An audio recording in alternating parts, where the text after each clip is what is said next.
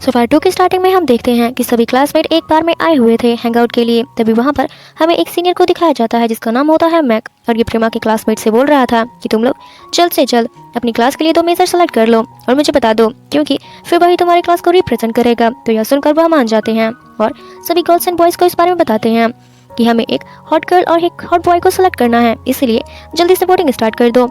यह सुनकर सब लोग मान जाते हैं और जल्दी जल्दी वोटिंग स्टार्ट करने लगते हैं। और वहीं हमें मॉक को दिखाया जाता है जो मैक के पास आया एंड पूछता है क्या सच में आपका निकनेम बॉडी काउंटिंग है? इसका मतलब तो फिर आपकी बहुत सारी गर्लफ्रेंड रही होगी।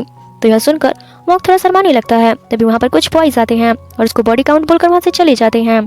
इसको सुनने के बाद तो मॉक काफ़ी ज़्यादा खुश हो जाता है और फिर फेंकने लगता है कि हाँ मैं तो काफ़ी ज़्यादा पॉपुलर हूँ गर्ल्स में। अभी यह कुछ कह ही रहा होता है तभी वहाँ पर दूसरा सीनियर आता है जिसका नाम होता है सेंट, और ये हमारे इस ड्रामे का सेकंड मेन लीड है।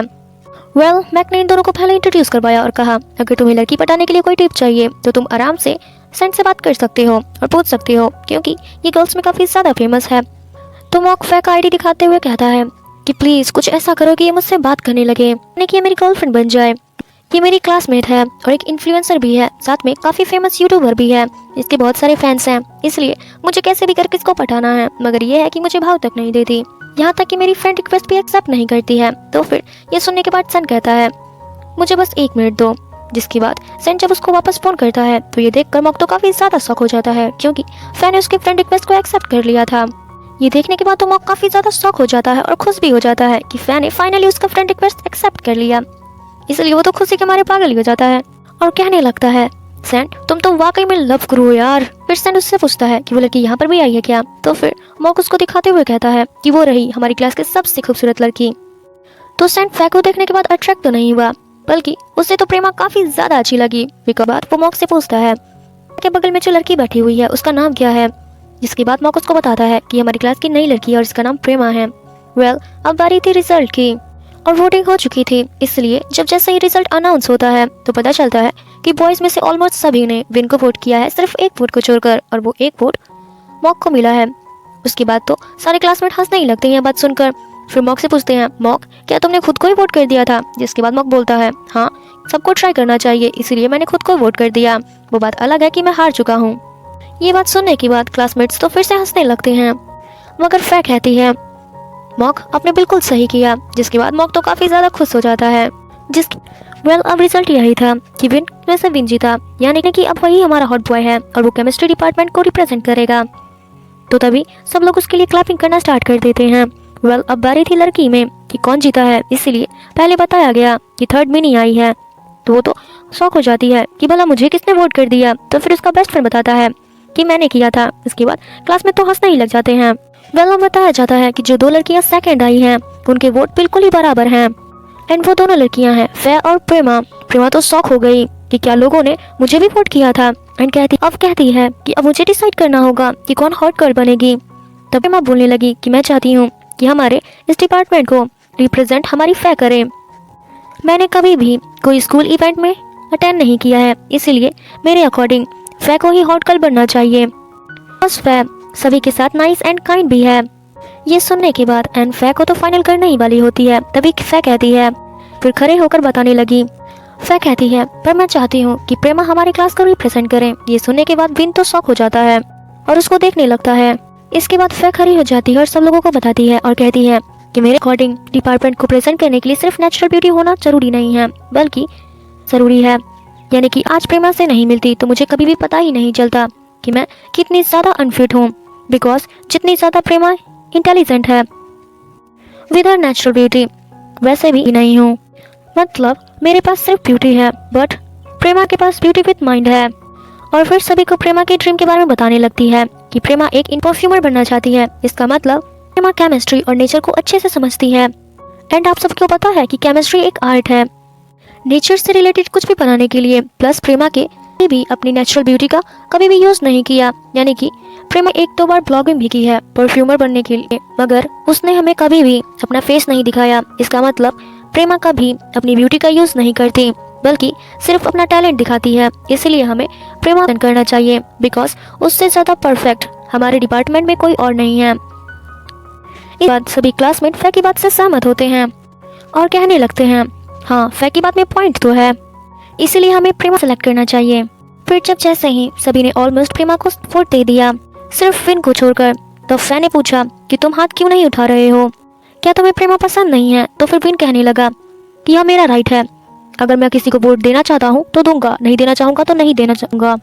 इसके बाद तो वो चुप हो गई है। फिर सभी क्लासमेट तो प्रेमा की तारीफ ही करने लगते हैं कि वो एकदम परफेक्ट है, यानी कि ब्यूटी विद माइंड। यह तो बहुत ही बड़ी बात है।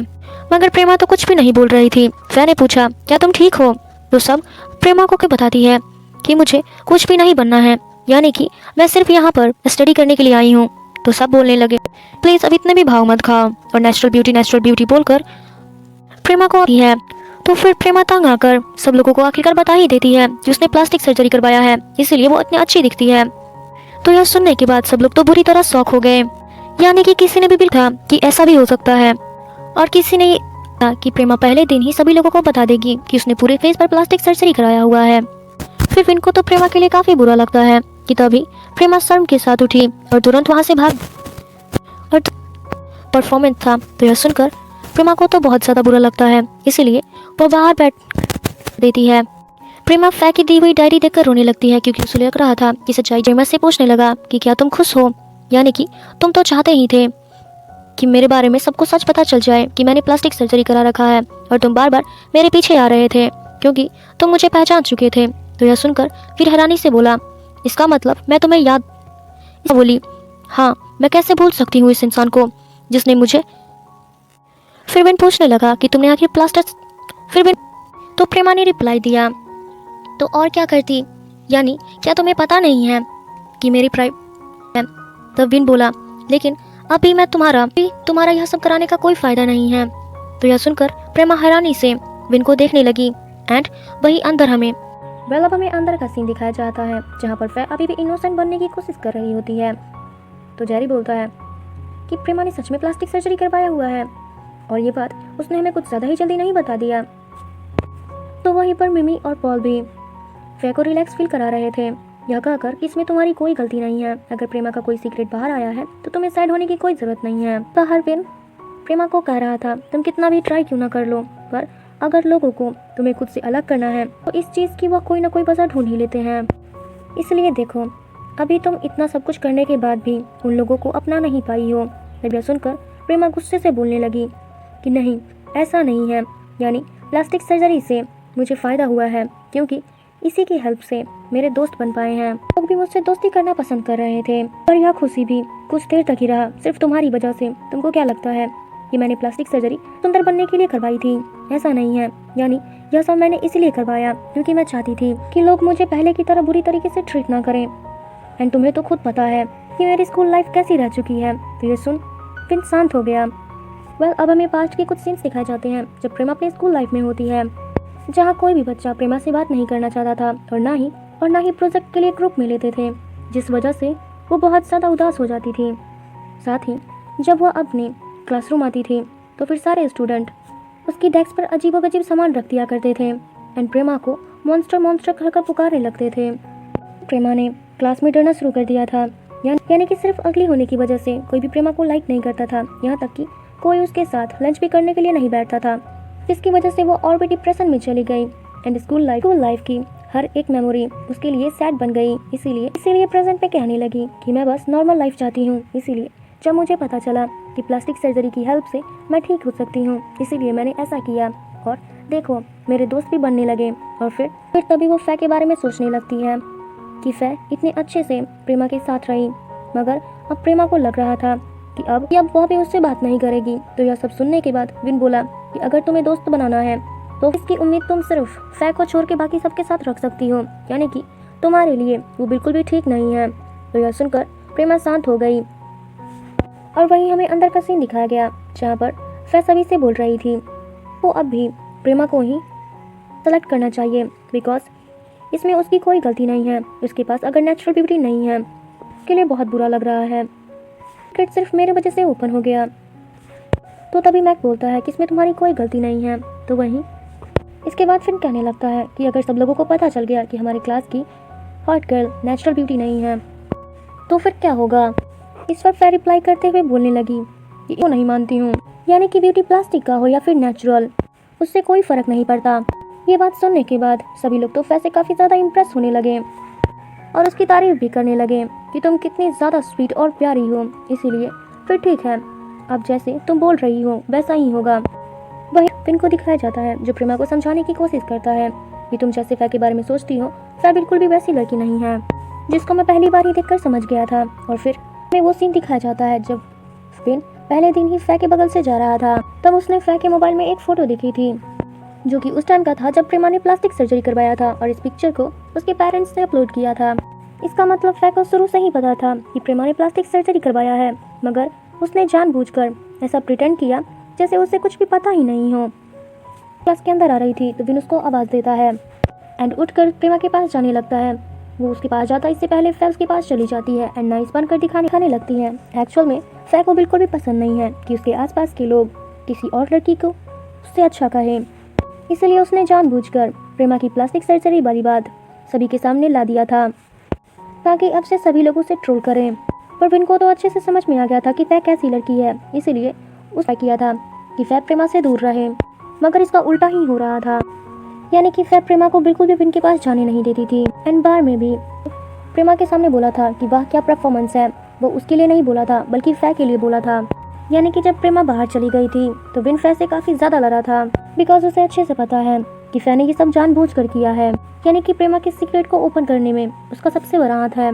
इसलिए वो कहता है कि अब तुम खुश हो ना यह सब करने के बाद, मगर तब जाता है और फै की साइड लेने लगता है। तभी विन फै से पूछता है क्या तुम्हें वाकई में पहले से ही नहीं पता था कि प्रेमा ने प्लास्टिक सर्जरी करवाया है, क्योंकि मुझे ऐसा लगता है पहले से ही उसके बारे में जानती थी ये सारी बातें और तुमने ही उसे फोर्स किया है ताकि वो अपनी सारी सच्चाई बता दे। ये सुनने के बाद फै तो कुछ नहीं बोलती, मगर उसका फैन यानी कि मॉक बोलता है कि कुछ ज़्यादा ही हो गए हो तुम। वो तो कुछ ज़्यादा ही हाइपर होने लगता है विन से लड़ने के लिए। ये दोनों लड़ने ही वाले होते हैं, तभी एन उन दोनों को रोकती है और कहती है विन तुम बाहर जाओ, तुम फ्रेश एयर ले लो थोड़ा बाहर जाके।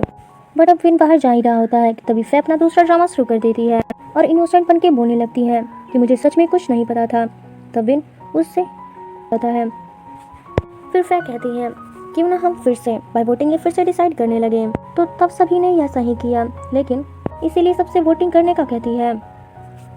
तब सभी ऐसा ही करना शुरू कर देते हैं, लेकिन इस बार ये टॉपिक बना natural beauty versus plastic beauty. तो क्या अब तो नेगेटिव कमेंट्स आने ही थे, इसीलिए टोटली सभी लोग प्रेमा को ही ट्रोल करने लगे। क्या प्लास्टिक सर्जरी वाली लड़की को ऐसा हॉट गर्ल प्रेजेंट करना चाहिए, इसीलिए क्या प्लास्टिक सर्जरी वाली लड़कियों को हॉट गर्ल का इतना बड़ा था, जबकि ये फै के आगे तो कुछ भी नहीं है। इसलिए ज़्यादा खुश हो रही थी क्योंकि वो यही तो चाह रही थी कि सब लोग उसकी तारीफ करें एंड प्रेमा का इंसल्ट करें।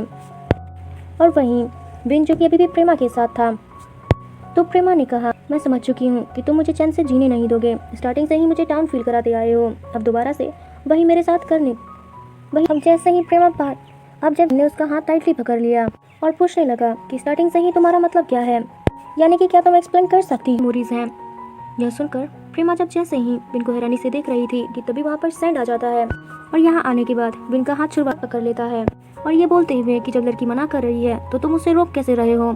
यह सुनकर विन हैरानी से सैंड को देखने लगा, तो यहीं पर प्रेमा भी हैरानी से कौन है जो मेरी साइड ले रहा है। और बस इसी सीन के साथ हमारा सेकंड पार्ट खत्म होता है। आई होप कि आपको वीडियो काफी अच्छा लगा हो। अगर लगा हो तो प्लीज एक लाइक कमेंट शेयर सब्सक्राइब जरूर करें। Thank you so much for watching. मिलते हैं अगली वीडियो में। Bye bye.